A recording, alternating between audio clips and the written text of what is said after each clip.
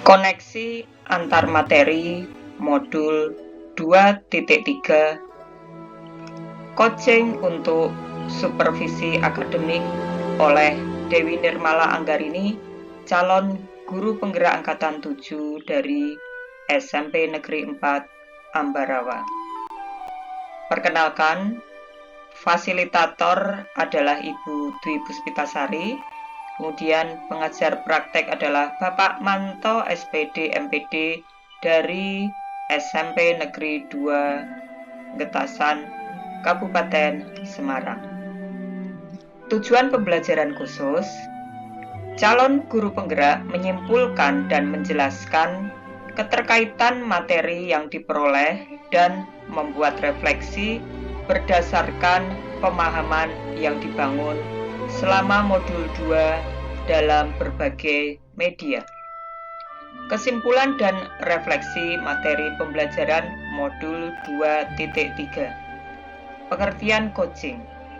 Coaching adalah sebuah proses kolaborasi yang berfokus pada solusi, berorientasi pada hasil, dan sistematis, di mana coach memfasilitasi peningkatan atas performa kerja, pengalaman hidup, pembelajaran diri, dan pertumbuhan pribadi dari coaching. Paradigma berpikir coaching, yaitu fokus pada coach. Coach itu adalah rekan yang akan dikembangkan. Kemudian bersikap terbuka dan ingin tahu, lalu memiliki kesadaran diri yang kuat, serta mampu melihat peluang baru dan masa depan. 3 prinsip coaching. Yang pertama adalah proses kreatif, menggali dan memetakan situasi yang dihadapi oleh coach.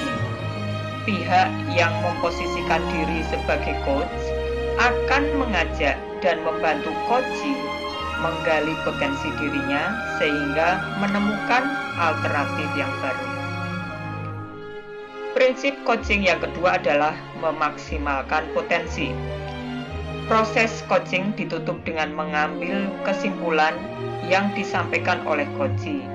Dari percakapan-percakapan yang sudah berjalan, harapannya coach bisa menyimpulkan gagasan-gagasan penting untuk dilakukan sebagai sebuah tindakan. Prinsip coaching yang ketiga adalah kemitraan.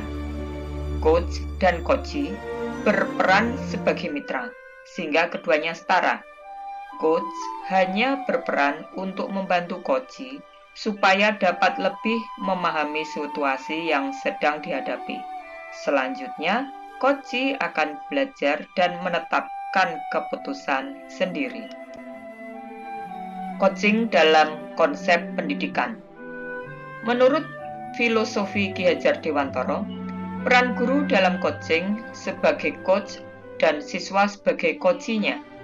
Dalam coaching ini, guru selaku coach menggali informasi sebanyak-banyaknya dari siswa untuk mengetahui segala potensi dan kemampuan yang dimiliki murid dengan tujuan menuntun dan mengarahkan untuk mencari solusi.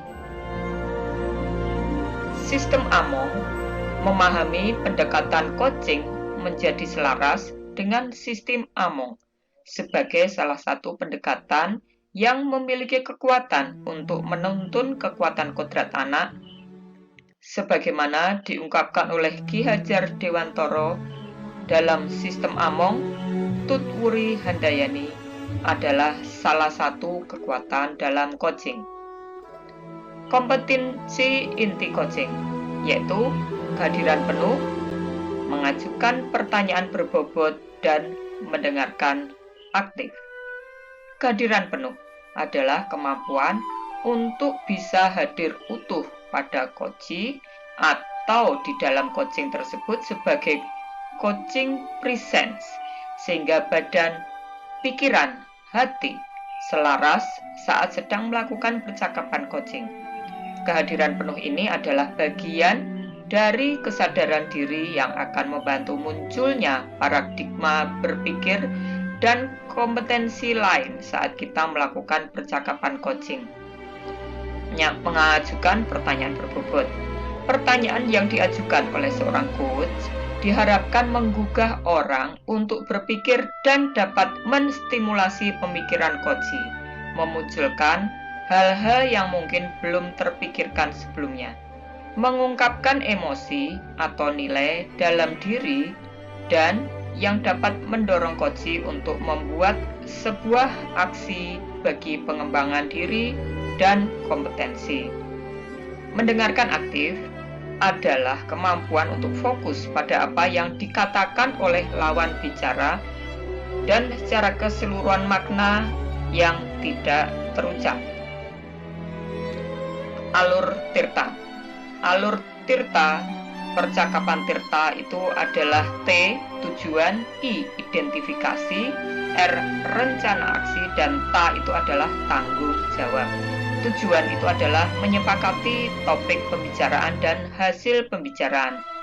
Identifikasi yaitu menggali dan memetakan situasi saat ini, hubungkan dengan fakta-fakta yang ada.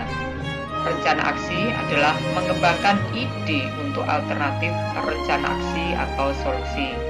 Tanggung jawab adalah berkomitmen dengan langkah selanjutnya. Supervisi akademik dengan paradigma berpikir coaching. Supervisi akademik perlu dimaknai secara positif sebagai kegiatan berkelanjutan yang meningkatkan kompetensi guru sebagai pemimpin pembelajaran dalam menyampaikan tujuan pembelajaran, yakni pembelajaran yang berpihak pada murid. Beberapa prinsip supervisi akademik dengan paradigma berpikir coaching meliputi kemitraan, konstruktif, terencana, objektif, dan reflektif. Siklus pada supervisi klinis meliputi 3 tahap, yaitu pra-observasi, observasi, dan pasca-observasi. Pemikiran reflektif yang terkait dengan pemikiran belajar. Emosi yang dirasakan, yaitu merasa tertantang untuk memperbanyak praktek coaching terhadap murid maupun teman sejawat, dengan harapan akan menjadi lebih terampil apabila melaksanakan coaching pada supervisi akademik kelak di kemudian hari. Yang sudah baik dan perlu diperbaiki. Kompetensi menjadi coach yang baik dengan kehadiran penuh, mengajukan pertanyaan berbobot, dan mendengarkan dengan aktif. Lalu, mendapatkan pemahaman tentang coaching dan sudah mempraktekannya. Implikasi terhadap kompetensi diri yaitu mengoptimalkan dan menambah kekuatan diri sebagai seorang pendidik dan sebagai orang tua sehingga dapat menjadi coach bagi siapapun. Analisis untuk implementasi dalam konteks calon guru penggerak, yaitu memunculkan pertanyaan kritis yang berhubungan dengan konsep materi dan menggalinya lebih jauh. Bagaimana agar prinsip coaching dapat diterapkan dalam kegiatan supervisi sekolah? Coaching dapat diterapkan di sekolah apabila kepala sekolah sudah memahami prinsip coaching dalam supervisi akademik dan mau mengaplikasikannya. Supervisi tidak hanya bertujuan sebagai penilaian guru, tetapi juga dijadikan sebagai sarana untuk meningkatkan kompetensi akademik guru. Kepala sekolah dalam melakukan observasi ada percakapan pra-observasi untuk mendiskusikan apa yang akan dilakukan oleh guru dan pasca observasi untuk memberikan umpan balik terkait dengan pelaksanaan observasi kelas yang dilakukan guru. Mengolah materi yang telah dipelajari dengan pemikiran pribadi sehingga tergali wawasan baru. Coaching dalam supervisi akademik dapat berpengaruh dalam terwujudnya pemimpin pembelajaran yang berpihak pada murid yang penting diterapkan di lingkungan sekolah. Agar dapat terwujud pembelajaran yang berpihak pada murid, maka guru harus memiliki kompetensi sebagai pemimpin pembelajaran yang harus memahami perkembangan murid secara menyeluruh, termasuk karakter serta sosial emosional murid. Dengan demikian, tujuan coaching dalam supervisi akademik untuk mengembangkan kompetensi guru agar dapat meningkatkan kinerja dan terwujudnya pembelajaran yang berpihak pada murid. Menganalisis tantangan yang sesuai dengan konteks asal calon guru penggerak di tingkat sekolah dan di daerah. tantangan terberat adalah menyeragamkan pemahaman tentang coaching dalam supervisi akademik kepada komunitas sekolah. Kemudian, supervisi akademik hanya dijadikan sebagai penilaian rutin kepala sekolah kepada guru saja, seharusnya dapat dijadikan pedoman untuk meningkatkan kompetensi guru. Memunculkan alternatif solusi terhadap tantangan yang diidentifikasi. Yang pertama, alternatif solusi yang dapat dilakukan adalah melakukan sosialisasi terhadap seluruh komunitas sekolah saat kegiatan rapat guru agar terjadi penyeragaman persepsi tentang supervisi akademik. Selanjutnya, agar memberikan contoh praktek coaching dalam supervisi akademik melalui berbagai media informasi digital yang dapat diakses oleh seluruh komunitas sekolah. Membuat keterhubungan pengalaman di masa lalu. Saya pernah disupervisi kepala sekolah. Seperti yang sudah dilakukan sebelumnya, supervisi tersebut hanya sekedar kewajiban tanpa mengetahui makna supervisi yang sebenarnya, tanpa melakukan kegiatan pra-observasi maupun pasca-observasi, hanya sebatas pemberian nilai saja. Penerapannya di masa mendatang, supervisi menjadi salah satu bagian dalam meningkatkan kompetensi guru di bidang akademik dengan menggunakan prinsip coaching, yaitu kemitraan, proses kreatif, dan memaksimalkan potensi. Koneksi antar materi untuk modul 2.1 dalam pembelajaran berdiferensiasi, murid dikelompokkan berdasarkan kebutuhan belajarnya agar dapat memaksimalkan potensi yang dimiliki. Begitu juga dengan praktik coaching yang harus dimaksimalkan agar coachee dapat menemukan sendiri solusi dari masalahnya. Pada modul 2.2, dalam pembelajaran sosial emosional terdapat teknik stop dan mindfulness yang dilakukan untuk membuat suasana lebih kondusif. Saat melakukan coaching, seorang coach dapat melakukan teknik tersebut agar dapat fokus dan terwujud kehadiran penuh saat melakukan proses coaching. Sementara pada modul 23 adalah coaching dalam supervisi akademik. Informasi yang didapat dari sumber lain di luar bahan ajar program guru penggerak. Faktor utama pelaksanaan supervisi akademik oleh kepala sekolah yaitu kesadaran kepala sekolah akan kompetensi supervisi yang harus dijadikan semangat dan didukung para guru.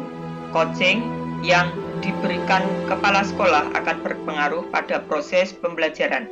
Suasana kebersamaan sekolah yang mendukung bisa dijadikan sarana untuk membangun kinerja maksimal dan kegiatan supervisi akan berjalan dengan nyaman. Terima kasih, saya Dewi Nirmala Anggarini dari SMP Negeri 4 Ambarawa, Kabupaten Semarang, Provinsi Jawa Tengah.